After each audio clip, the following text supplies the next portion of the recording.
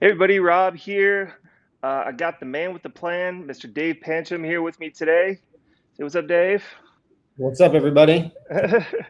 um, so we are recording this. I'm on vacation in Florida, and Dave is in his office in LA. You're in LA, right? Still? Yep. Yeah. hmm Okay. Cool. So we'll dive right in, and we'll ask Dave to tell him a little bit about himself here in a second. But the purpose of this is a bit of a master class that I wanted to record with Dave. And the reason why I wanted to have Dave on specifically is because he has had a ton of success um, doing organic prospecting and organic outreach on social media platforms, just using your Facebook profile, your Instagram profile, and inboxing people. And since that's the theme of this entire training series, um, I really wanted to get Dave on because he's really good at teaching people what to say and how to say it. Okay, so we're not going to talk about any tech today. We're not going to talk about advanced tactics or anything crazy like that. This is like the basics, like how to do it right from the start, just using your profile, just doing it manually, nothing fancy, no bells or whistles, but just how to get momentum going, getting conversations going so you can get appointments and sales from your Facebook profile. So we talk a lot about the do's and don'ts, right? We talk a lot about some visual examples of what's compelling nowadays and what's not. Okay, so you can make the best use of your time instead of putting all this time and effort into it and going, why doesn't this work? It's more like do these things the right way and it will work, okay, or it'll work way better than it did before, and then it's worth your time to continue to do it because you're getting business from it, you're getting results from it, right? So, uh, with that said, Dave, thanks for taking the time here today, and maybe you could just start off by telling folks a little bit about yourself and what your agency's like and things like that. Yeah, yeah. So I am a Nurture and Close alumni. Yeah, my agency's in the gym space. Just got something like 45 or so clients, and I've never run a paid ad. Every one of my clients has pretty much come from Facebook organic outreach. Maybe one or two, maybe there's probably a few that have came from like cold email and a little bit from LinkedIn, but it's always like once you figure out what works for you, just all in on that. And I've just always been all in on Facebook organic outreach. Nice. This means not messaging Facebook pages, which you can do. To me, this is personal connections, friend requests, and starting conversations with people. Um, and yeah, that's pretty much how my whole business has been built. I chose to go this route because I've done other things in the past. So I've tried cold email. Cold email definitely works, but I think like sometimes when you're starting out, you just hate sending out a bunch of cold emails and putting all that work in. And I like the idea of doing something much more on something on Facebook where I'm not just words in an email. People can actually see who I am, and I can work on building myself up on my profile, right? Like I can show who I am, I can show my expertise, which the truth is when I started, I had no expertise whatsoever. That does not really matter. You just put a little bit of time and effort into researching and showing that you have the potential to be an authority in your space. Um, so I think like the first and most important thing, like number one, let's assume you're using Facebook. But before we dive into that, I just want to like tell people real fast because you're being super humble, but um, so you have a super successful agency now. Like you're not playing small ball anymore. Like you got a team and a bunch of clients, and you're doing tens of thousands of dollars a month in revenue, right? Yeah. And so what you're saying is, whoops, let me turn this off. You built all that business up with the exception of one or two clients from other sources, just doing hmm this. Yeah. Everything came through Facebook. Yeah. Crazy, dude. Crazy. Yeah. Okay, cool. And so, like, I don't know if you want to share revenue figures or not on this, but like, no, how far can you really take it? Maybe. I mean, as far as like, you can either say what you've done in your agency with it or what you think like you can do with it. But, there's a lot of people that I know who just use this strategy to build their business or their agency beyond six figures a month. Do you feel the same way? I totally feel that way. I mean, I'm in the neighborhood of like 45, 50K a month right now. Again, all organic. And then through kind of building a flywheel out of that and getting referrals through that as well. And I know of people who have 7-figure agencies, don't do any paid advertising, everything has come through organic outreach. Boom. So totally can be done. It requires a bit more work. It can require a little bit more work on your side, but same thing, trying to do ads requires more work too. You have to throw money to figure things out. No doubt. Okay, let me ask you real fast, because I know that this is something that people will probably say is like, what are maybe we could just jump in and say, like, what are the biggest mistakes that you see people making when they attempt this and they fail? Because I know a lot of people like probably said, oh, I've tried this before, Dave. You know, like, what do you see that are like the biggest tripwires, if you will, where people are just blowing themselves up on the first try, you know, like in a bad way? I would say before they even start, I think a lot of people trip before they even start, in that they don't take time to make sure that their profile, whatever platform you're using, that it makes sense, right? Like if you're going after chiropractors, make sure that if a chiropractor looks at your Facebook profile, that he looks at you and says, I'm like, oh, this is a person actually worth talking to. You don't have to look like the expert out there. And if you want, I can just share my screen. Yeah, let's check it out. So I think you got to click a button, then I got to click a button. So go for it. Screen application. Let's see here. All right. There we go. Cool. Are we seeing this screen now, my Facebook, or no? Yep, I got you. Yep. Awesome. So this is my Facebook now after doing this for a while. But I would say a couple of things. Actually, when I first started out and I was hard prospecting, you want to make sure that your whole profile tells the right story. I used to have a cover photo over here that had a positioning statement. There we go. You know, Yep. Saying, who do I help, right? I help fitness studios charging $100 a month to add an additional 10 to 30 new members per month. Ask me how, right? I've since taken that down, because usually one of the first steps was I was trying to find groups that I can get in where gym owners may be. And if you want to get into a group with the gym owners, you don't want to look like a marketer. So I toned down my profile. But once you're like, if I'm going, like when I was going like super hard, like all cold prospecting in the beginning, I made sure my whole profile told that story. So you have your cover photo over here. You got to have a positioning statement that makes sense towards your niche, right? If you're working with gyms, tell them what you can do for gyms. I help gym owners get an additional 10 to 30 new members per month. You can even say like with XYZ system. So have a positioning statement. Have a clear photo that shows who you are. If you have a photo that makes you look authoritative, like maybe you, like me in front of a bunch of people talking here, use something like that. And then next thing, again, all this stuff has been optimized now. Like if you look at, remember, most people are using Facebook on their phone. So let me see here, inspect element. All right, so this is what somebody's Facebook, this is what it looks like when they get a friend request from me. Right. So somebody gets a friend request from me, they come and see this. It's like fitness franchise growth specialist, right? And they go down. The next possible thing they can do is click on a link to my website, which is going to take them right into a funnel. Or they can go down here and see these videos, which are all a bunch of testimonials. Now, when I started out, I didn't have any testimonials. And what you'll see right here is a video of me. Let me take this. I might have to scroll back. But what I did in the beginning is I researched problems in my niche, right? Because I wanted that if I friend requested a gym owner and they saw my positioning statement on my cover photo, and then they saw it like, under my little Facebook photo, I wanted the next thing for them to see is industry related information, right? Like when I was starting out, like these were when I was doing free trials. I was doing DRs and I put these kinds of results. But before I had results, I just started looking up problems in the niche, and then started making videos, like 2-minute videos on my cell phone, talking about solutions to those problems. And you don't have to be somebody that wants to get on camera. You can just do simple articles. But that was like step one, right? Step one is just showing that you are not some Joe Schmo fly-by-night marketer, because there's tons of, people that are just, whatever, marketers from India that are just cold DMing people all day. Right? Like you want them, when they get the message from you, they look at you and they're like, oh, this guy seems legit, Yeah.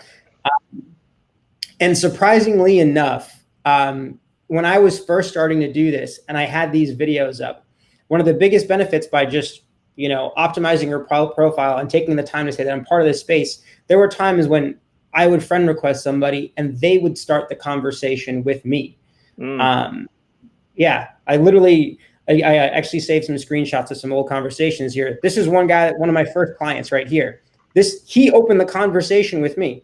Hey there, I'd like to chat about your services. I own 2 F45 studios and I'm interested in understanding how your product aligns with our strategies. So cool. And then we booked a call. And as you can see here, this is me talking about his intake form because I'm like, hey, are you still planning on moving forward with the second location? Because he had 2 locations. And here's the thing, because I really understood, what the problems were and what the common trends were in this place. At that time, what was very popular was the 6-week challenge in the fitness space. Yeah. And by Gym Launch with the free 6-week challenge. So one of my videos was talking about the problems with the free 6-week challenge. And he told me that on the phone that like he watched that video and that's why he messaged me. Yeah. Right. So I spoke exactly to something that was going on with him right then and there.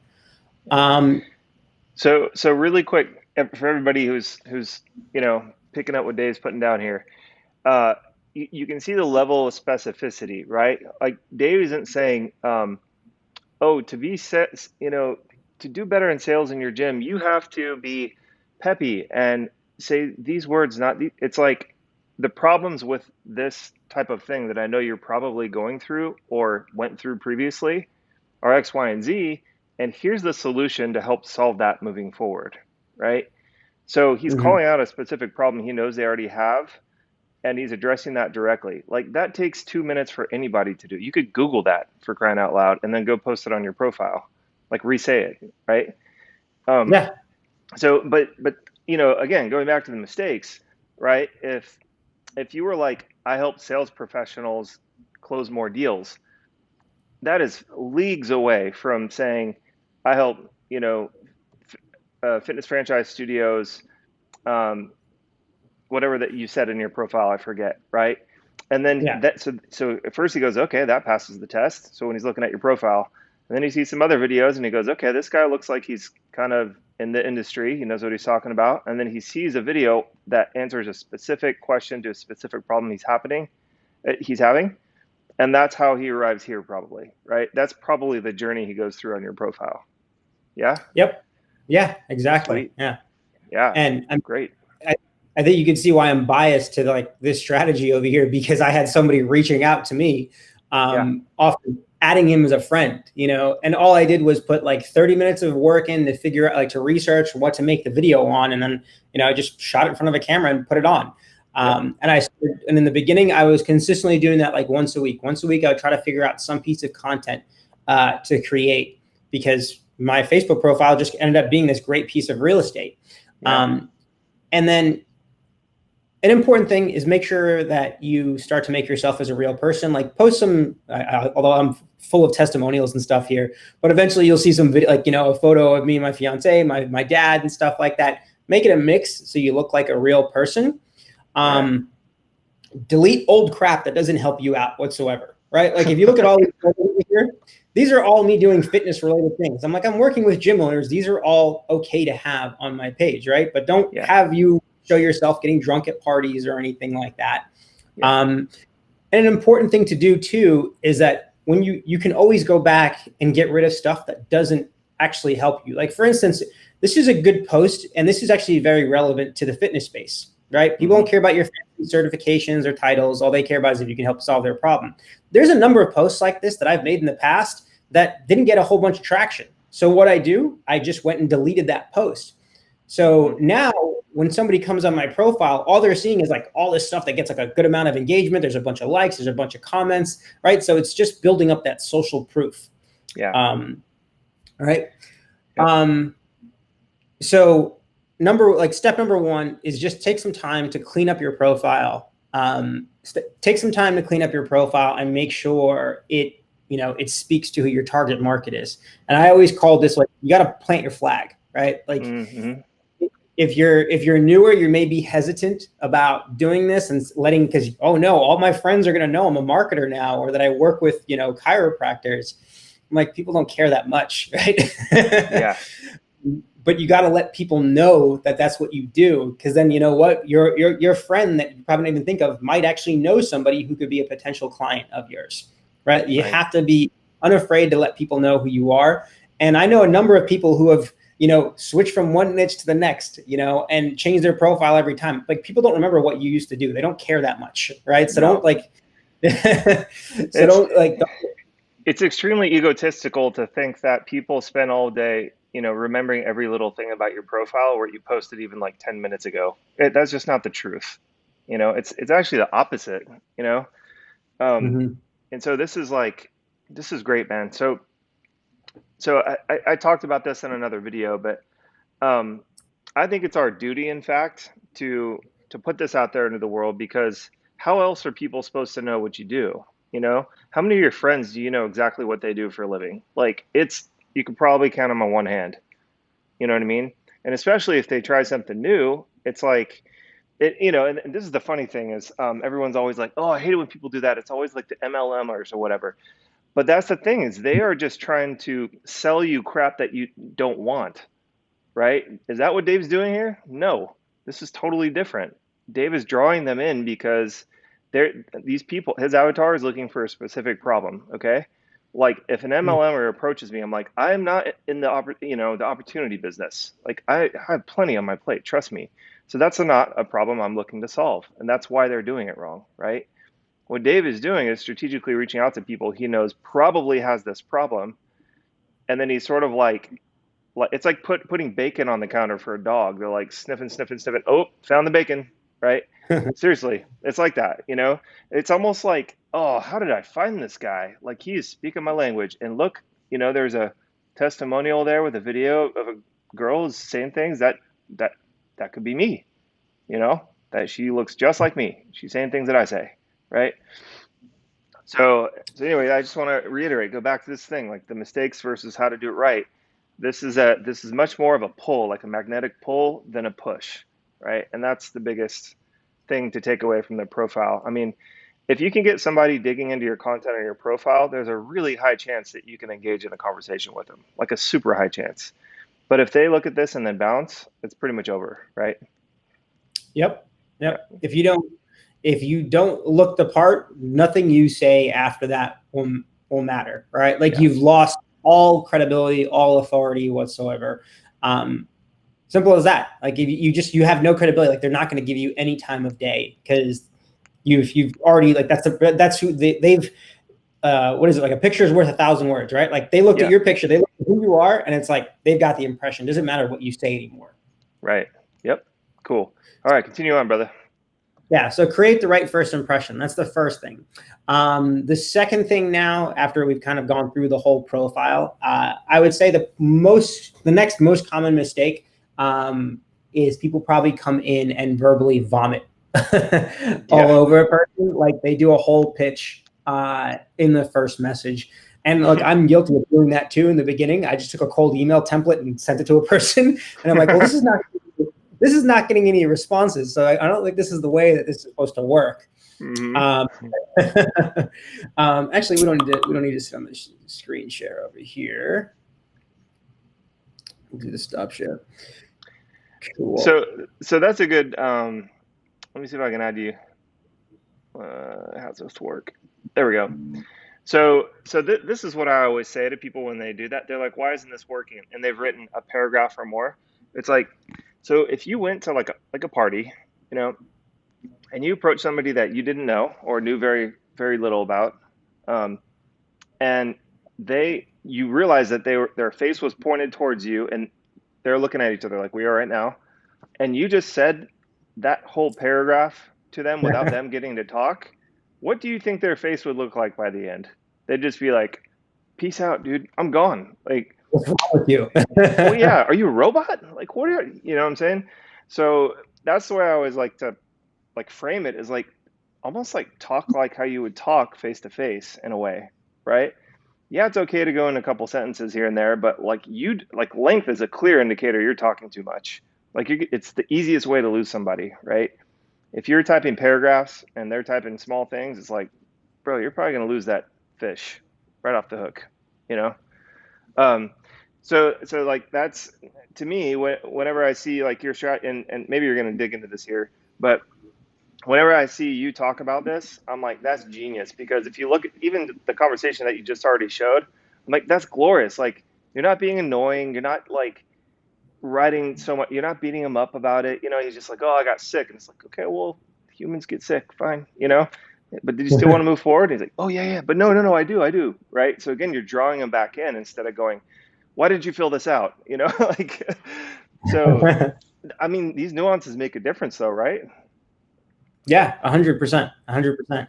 Um, I would say one of the first things you should consider with Facebook Messenger is look at how you have conversations with friends on Facebook Messenger, right? Mm-hmm. Like look at how you talk. Look at how like you write 3 words and then you hit enter, and then you type your next sentence and then you hit enter, right? Like that's not Canva, but that's how you have normal organic conversations with a friend. It's you got to adapt what you're doing for the platform that you're on, for the channel that you're speaking to somebody in. So number one, yeah, keep it short and punchy.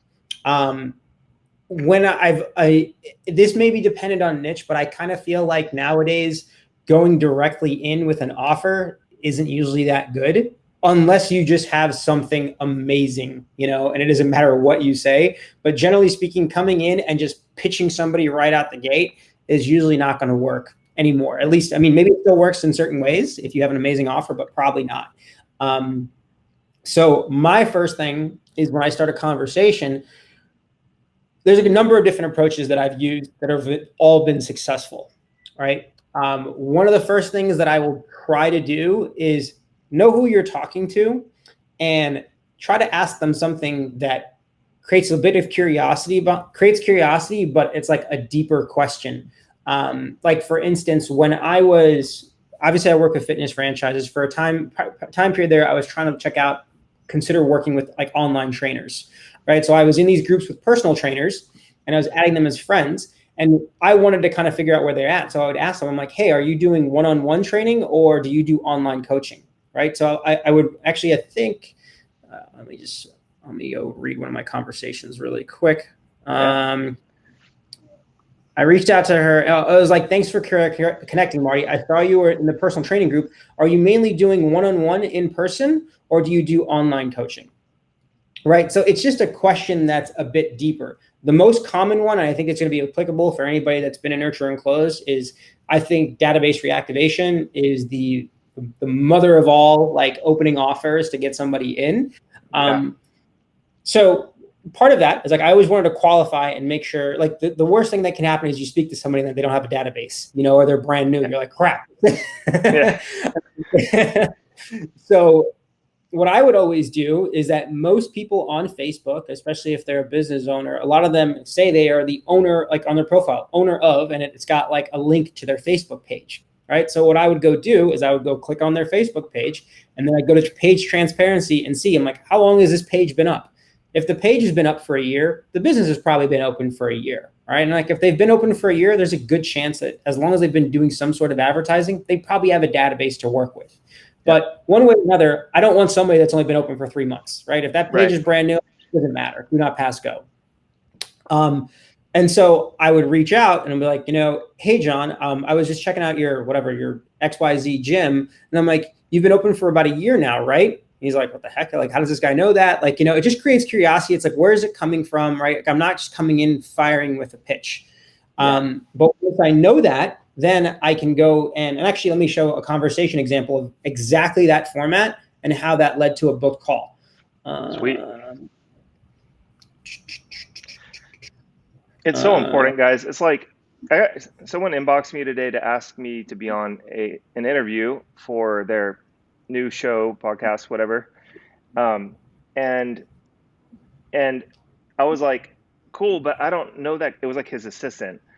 And I was like, I'm flattered, but I get like 10 of these a day. And I'm not trying to sound like I'm hot stuff or anything. I just do. People ask me to just show up for free and be interviewed. It's like I can't do them all and still run a business, you know?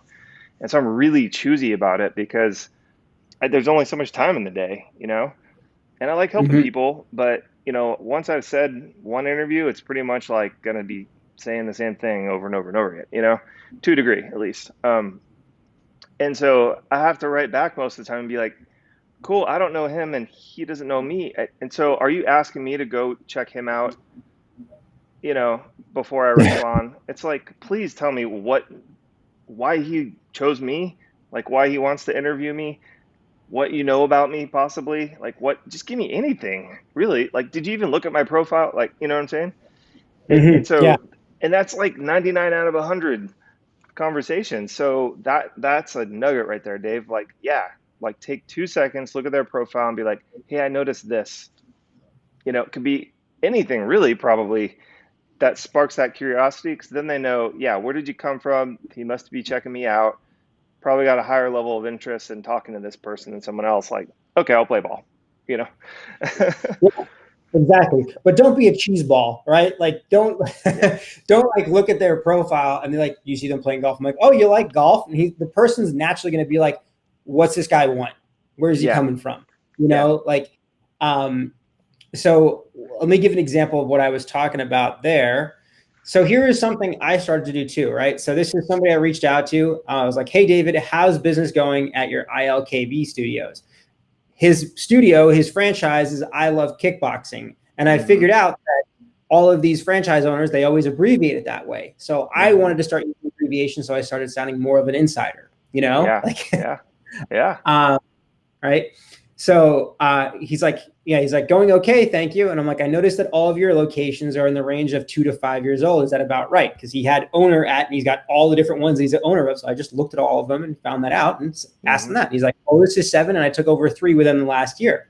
And I'm like, oh, wow, that's a nice workload. So I'm guessing, like, I mean, a good grammar, which is just like how Facebook Messenger should be. Right. Yeah. So I'm guessing each location has at least 2,000 contacts in the non-member database. He's like, probably. And I'm like, well, the reason I asked is because I have a new strategy that's helping fitness studios acquire new members at profit without spending money on advertising. If I can get you 40 to 500 appointments beginning next week using this new strategy we use, would that be of interest? Of course it would. And then it's like, when's best for a 15-minute chat? Happy to show you how it works, either later today or tomorrow morning. And then I cut it off from there because I got his phone number. Y'all don't need to see that. That. But kind of like the simple gist of how I got a ton of my book calls in the beginning is that start the conversation, get them, number one, get them to respond, right? Don't Mm-hmm. go into a pitch or anything like that. You got to make sure the person says something back to you first off, right? Mm-hmm. Once they've said something back to you, then I kind of went into my own little qualifier there, right? Like I wanted to figure out, did this person have, 1,000 to 2,000 contacts so I could do a DR for them? Because if they didn't, when I was starting out, I hadn't done Facebook ads yet. I didn't want to start with something so tricky like that, but DR is such an easy win. That's what I wanted to have. So if they didn't have 1,000, 2,000 contacts, I wasn't going to try to work with them because it was just too much for me to figure out in the beginning. But in the beginning, DR was the win. Yeah. So start the conversation. I mean, number one is get a response.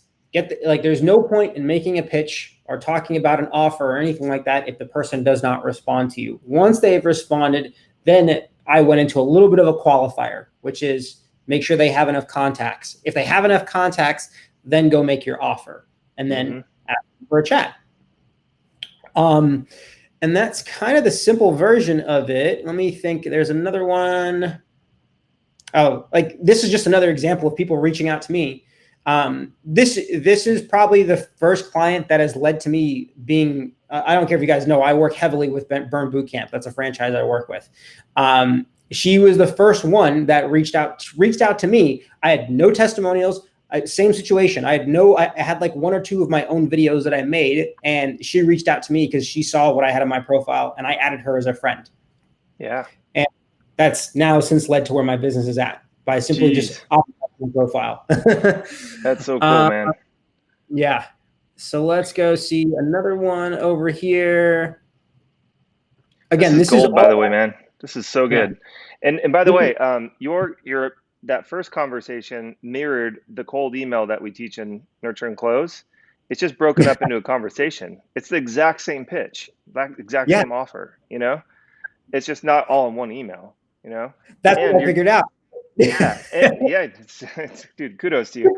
Uh, and what's cool is you get to qualify them through the conversation. So that like in cold email, you kind of just have to guess because you don't necessarily know, you know. But this is Yeah. really neat because you have a sense of an idea. It's like, okay, this is probably worth my time to approach this person because I'm pretty sure they're going to have something I can work with here. Yeah. And like you said about the cold email, that's what I figured out because I took the cold email and I copy and pasted it a few times. And I'm like, this is not getting any response. Let me But start dude, breaking it. yeah, but that last paragraph is exact. I'm sure it's word for word. You know, if not, it's Oh, close. So that's like yeah. that's the point though. Is that once you get them engaged, like that's the point. It's like that's the water hole you want to lead that horse to, and once it's there, it works really well, like really really well, right? Yep. Yep. Yeah. And so just continue to invest time in learning about your space because then you can have conversations with people that when they talk to you, and you'll see in this one here, they believe you're an insider. And that's always what I was trying to go for. I always want to be perceived as somebody they should know rather than some guy, right? Yeah. So I would always send and I don't do this as much anymore. Like it depends, but I would always, of course, number one, if somebody accepts your friend request, just send them a greeting, right? You don't necessarily even have to ask a question.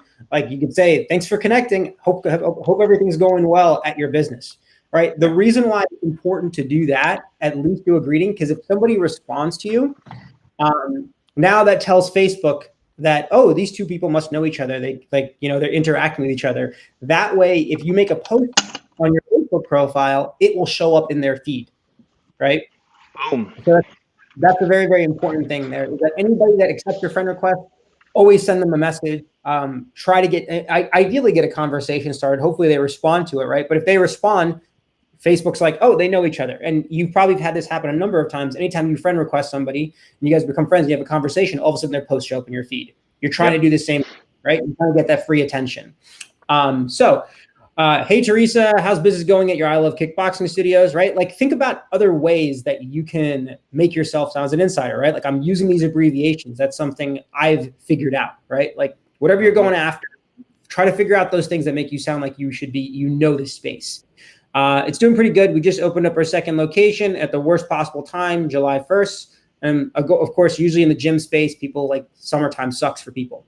And I'm like, yuck, summer bummer. I'm like, at the same time, it's all about the right strategy. Some of my clients have had their best months ever this summer. And she's like, that's awesome. Maybe we should talk soon. Are you working with other I Love Kickboxing franchises?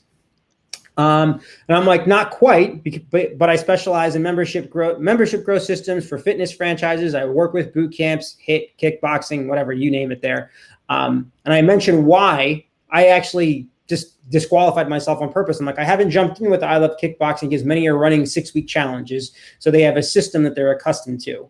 And then I go into my pitch right there, or my piquing interest. I'm like, the nice thing is that I have a new strategy that's helping my clients to add 10 and 30 new members a month without using paid advertising. It's a strategy that works best for franchisees that have been open for at least a year. Of course, she says, sounds interesting. We've run 6-week challenges previously, but it truly wasn't the best success. Staff plays a huge role. So I realized also at this time, like a lot of people had problems with 6-week challenges. So it was always an issue that was like kind of like, poking at. Yep. So conversation continues here. I'm like, you're definitely right about that. Staff plays a big part. I'm like, I'm not only going to gym, but I'm just agreeing with her. Challenges work for sure, but at the same time, many people are doing them. So it can have a bit of a commoditization effect on your business. Everyone starts to look the same. Yes, so true. And she's like, how long has your studio been open? She's been open since 2015. So she's got a humongous database. And then I go right into my pitch. I'm like, so I'm guessing you'd have at least 2,000 contacts. Yep. And I'm like, great. I can help you get 40 to 200 appointments. Would you be interested? He's like, it's very enticing as long as they're qualified leads and they can convert to members. I'm like, when might you have 15 minutes to chat? Unsure, either tonight, maybe tomorrow. If not, we're going on a road trip to get around to get a sound system. And this is just actually continued follow-up to get the call over here. Sounds good. I'll message you this afternoon. How are you going? Okay, thanks, Dave. As you can see, there's more back and forth over here. She got off topic because she's like on the East Coast. And then I just continue to like, you don't want to continue to follow up for the phone call and like keep on asking, all right, let's do the phone call. Right. Because then I would start to sound needy. So I just kind of found a way to build some warm, and then come back to it again. Because she was talking about on the East Coast, and I was saying I'm originally from the East Coast, so I said no more East Coast for me. Spent the first half of my life in New York, and then migrated out west. And then I went back into asking about our phone call, and then there we go. Eventually, we got the phone call. So sometimes it doesn't happen smooth, and sometimes you need to keep on working it. But that's where it's important to realize that this is not just a business conversation. Like, it's a personal conversation, right? Yeah. Like, you're still talking to a person there. So if you need to take a step back and go back into the personal, so then you can come back in and ask again, that's what you need to do. Like, if you need to go back and continue to build some rapport so you can come back and make the ask, that's what you like. That's a little bit of a finesse that you need to think about there, right? Yeah. Am I still a person, or am I just a robot trying to get business? Yeah. And this is real life, right? These are two humans. This is exactly how it would sound if you were chatting in person, right? Or you're texting a friend. Yeah, exactly. And if you look at it, like, look at how short, as I mentioned about like the conversations or the messages, like, look how short all of these are, right? Like, right. I'm not like, this is the longest one right here. Like, that's the pitch one right there. But everything else is like these, like, not that long of a, like, this one's a little bit longer over here, but it made sense. This made sense to look at this long because she asked me a question, right? Yep. But otherwise, these are just, short and pithy. Right. Right. Yeah. And that's important. It's like in sales, right? In sales, let me add us back. There's kind of a rule, like, whoever talks the least wins. It's generally, it's not always like that, but that's a really big indicator, right? Like, I would say over all of our high ticket sales calls, like, that was a cardinal rule, if you want to call it that. And whenever I was rusty, or Ryan was rusty, or whoever was selling for us got rusty, we just get chatty, instead of like drawing, and getting the short and pithy things in there. So this holds true as well. But man, thank you for dropping so many bombs and so many nuggets. Is there anything else that you want to add? Because, like, I feel like that's a fantastic primer for somebody to start having success with this right away. Yeah, I think I would say, like, right off the bat, because I've tested other niches throughout the time, like insurance, online trainers, and I actually wanted to learn about those spaces.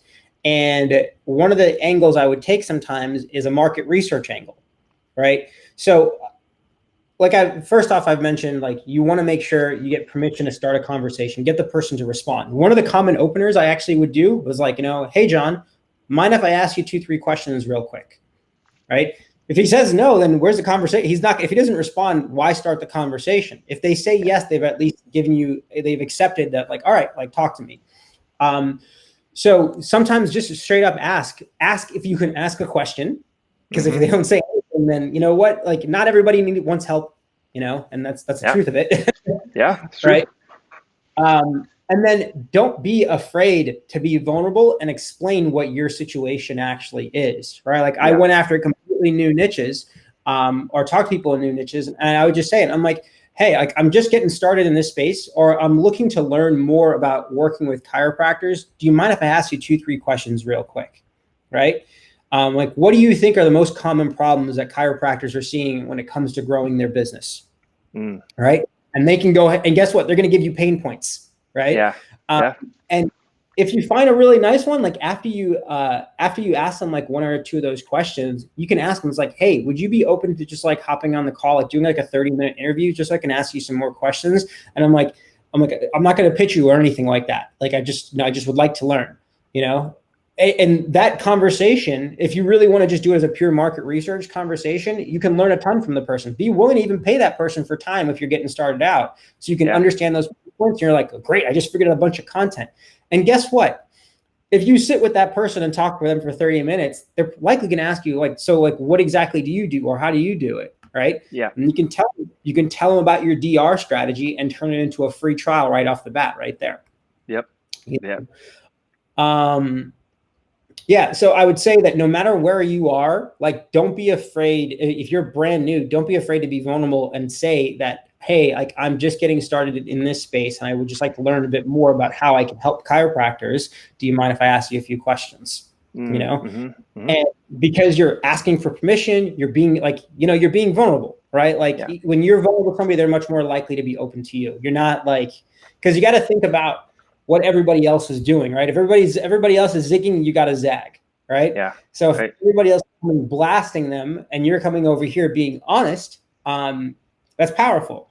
Another thing that I would do right now too, again, it's about when everybody zigs, you zag, is think about how everybody else is probably pitching, right? Maybe what you're seeing like in ads. Like one thing I would do differently right now versus saying 10 to 30 new members in a month, what I might change up is say, helping them get 3 to 5 new members next week, Mm. changing the number of what you're saying rather than being like these big grandiose things, like potentially make it a little bit more believable to them, or next week, just changing up the verbiage, the way you're saying things, testing it out in different ways. Yeah. Yeah. So making it, I've noticed that too. It's like selling work to people is difficult. If it's like, look, I'm going to sell you all this work, you're going to be overwhelmed. Most businesses don't want that. I could just tell you that right Mm-hmm. now. But if it's like, hey, I can get you this result next week without the headache or without the cost of ads or without, you know, killing your internal processes, whatever. And then we'll be like, yeah, that sounds cool. And then it's just like, well, if you can do that in 1 week, Rob, can you continue to do that every week if it works out? It's like, well, yes, I can, right? So like, I think there's something to that because a lot of these, ads and stuff and those ads work, but it's like, we'll get you 100 appointments guaranteed, or like that's one I saw by it, the guy in our space. And then there's like, there's another gym marketer that says something crazy like that, like, I, so, but that sounds like you're going to bite off a huge chunk, and it works, of course, or else they wouldn't keep running ads. But there's a lot of ads that look like that out there, and so that you take the different approach, and yours a little more like personal, small ball, right? It's like, look, let me just prove this one thing to you, and then maybe we can, because like a lot of people, they don't like that level of aggressiveness. A percentage of the market just doesn't like that, right? So I think it's smart to go, if you're going to go personal, maybe go with something that's a little less aggressive, that's smaller bite-sized chunk. Is that like a promise or something that you're going to put out there in an offer? And then just chat through it with them and see what resonates the best. But that's the other thing I love about this, by the way, Dave, is like you can figure out the answers to the test as you go through it, right? Like typically with cold email or cold calling, it's like very binary, like on the phone or not, and you just don't get enough reps to see what works the best or not, very fast. With this, it's cool because you can be like, oh, like people keep bailing when I say that. Why? You know? And you can kind of look around and be like, well, maybe I'm just not saying it the right way, or and it's like you said, if you call somebody up or just chat with them, just be like sometimes I like asking, like, hey, just out of curiosity, why didn't you book a call with me? That sort of thing. And a lot of times they'll be like, well, I'm just, I'm already overwhelmed. I don't have time to try and bite something off that big. And it's like, well, that's not what I was talking about. Why don't we start small? Like, can you handle this many next week? Oh, yeah, we could do that, but will it overload my team? No, it's not going to do that at all. Like, we're going to do it all for you. All you have to do is show up. Well, maybe that sounds a lot better to them now, and you figured that out, right? So, lots of like message offer iteration stuff happening very quickly with this method, which I love because the faster you get through that, the faster you can go bigger with it, right? And just start getting out to more and more people, which means more business. So, but if you try to go big fast and the offer is off or the messaging is off, that's when you get into trouble. Most people quit when they do that. That's how this works most of the time. Yeah, you made a great point there about like you can figure it out as you go. One of the things that I highly suggest anybody do when you're doing this, like if you ask that question and all of a sudden you get ghosted, be vulnerable. Go back and reach out to the person and say, and I'm like, hey man, like I'm so sorry if I came off pushy. Be vulnerable, and I'm like, I'm just trying to figure this all out. Would you mind just saying like, what did I do wrong? Like I and you could figure out, like, he's like, you said XYZ and I felt like it was this, like, and Yeah. now, oh, okay, let me do this Yeah. differently next time. And by the way, it can have nothing to do with your intent or your words or anything. It's just what they thought about it, like, for example, if you say the word 6-week challenge in here to a gym owner, like they all know what it is and they all have different perceptions of it. So even if you have the best 6-week challenge on the planet, a bunch of them will read that word and have like this visceral reaction to it one way or the other, you know? And so it might just be like something that's totally out of your control. That's a market input in their head that you had nothing to do with. But if you keep saying that, they're, most of those people are just going to keep thinking the same thing about it. Like, it's very hard to change their mind, of course, So you have to, I like that. You have to be humble about it and be willing to learn about what's going on in their head because it's not about you, it's about them, at least not yet. So, Yep. sweet, man. Well, is this a good stopping place or you got more value bombs to drop, more gold spilling out your pocket? I don't think so. There's not much more to it than that. Like I think the key is consistency, like when you're trying to build up the momentum with this, like everything I did was manual. Right. Yeah. And I didn't have the easy path. Like I wasn't sitting, I started with gyms because I liked fitness. I didn't know, the only gym owner I know is my boxing coach, and he sure as hell was not somebody I wanted as a client. Right. So I had no in. So I had no in this space whatsoever. And I'm going against the giants of like Alex Hormozy gym launch, whatever they make $30 million a year or something like that. Yeah.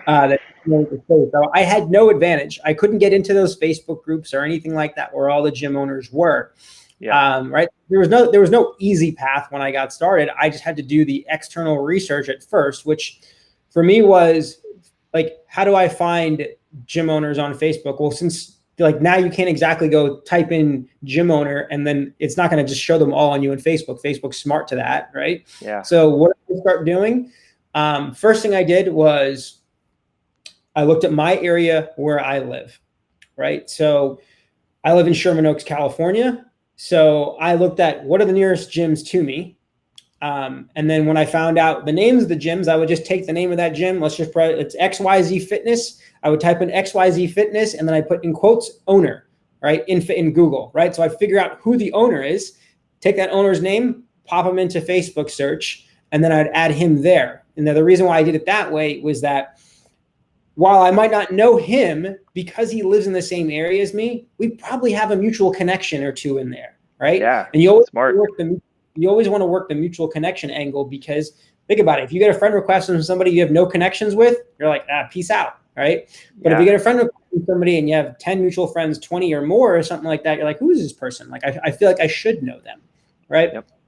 So that's what I did in the beginning to kind of get some momentum going and finding people that I can add. And once one of them added me back, a little creepy, but I went through his friends list and I looked for other gym owners. You creeper. Yeah, but it's like people in the same field. Like I'm a marketer. Guess what? I have tons of marketers on my friends list. Somebody's a gym owner. They have a bunch of gym owners in their friends list. So I started looking through there because now at least that person, we have this one mutual connection together, maybe more.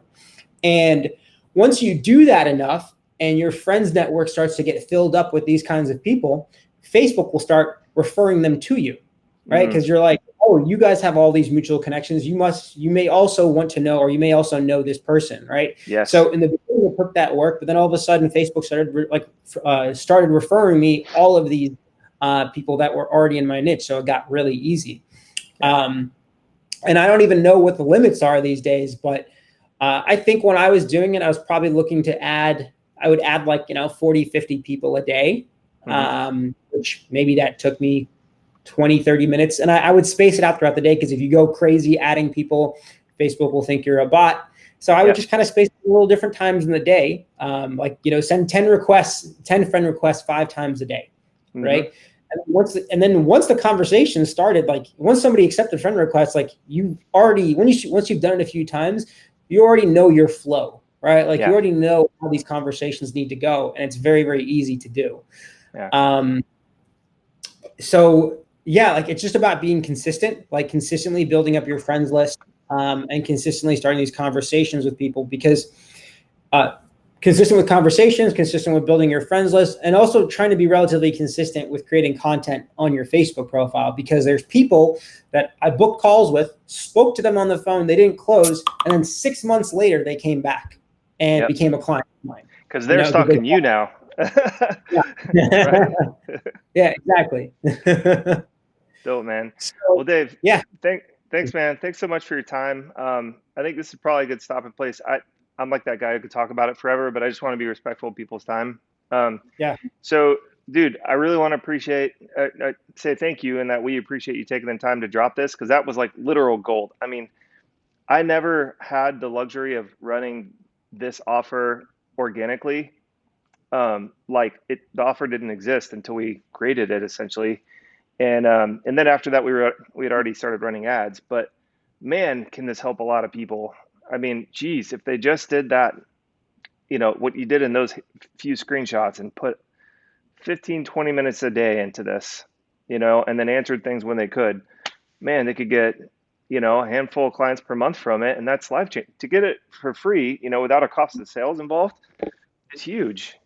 That's I, I'm you're inspiring me to go start doing that myself, because it's lame for me not to be doing that let me anymore. So this too. I think pretty much every conversation that you saw right there yeah. were conversations that I started while I still had a full-time job.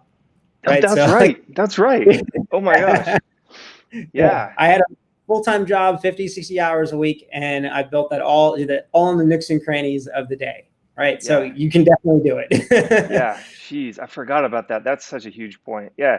So like you can, before work, you do a little, friend outreach, whatnot, little stalking, as you called it, friendly Yeah. stalking, and then plant some seeds, and then maybe you got like a coffee break. You can check your messages. You got, and depending on what kind of work you got, but certainly lunch, certainly coffee break, certainly afternoon break, and then after you get home, of course, you know, and shoot, if you're eating dinner with friends or something, or your family, you can fit it in to answer a few messages here and there, because it's supposed to be organic anyways. It's not supposed to be like a Bible, with perfect punctuation. It's just like, give me some short, pithy replies here, and you could do like 5 of those in 2 minutes, you know. Yep. So cool, man. Well, good on you, bro. That's even more impressive. I forgot about that one. Jeez, it's been a while. Exactly. But alrighty, brother. Well, thank you so much. God bless you, and really, really stoked to see more good things happen for you and your agency, and you certainly deserve everything good that's come your way. So appreciate you, dude. Thanks, Rob. All right, Dave. See you soon. Take care. Yep.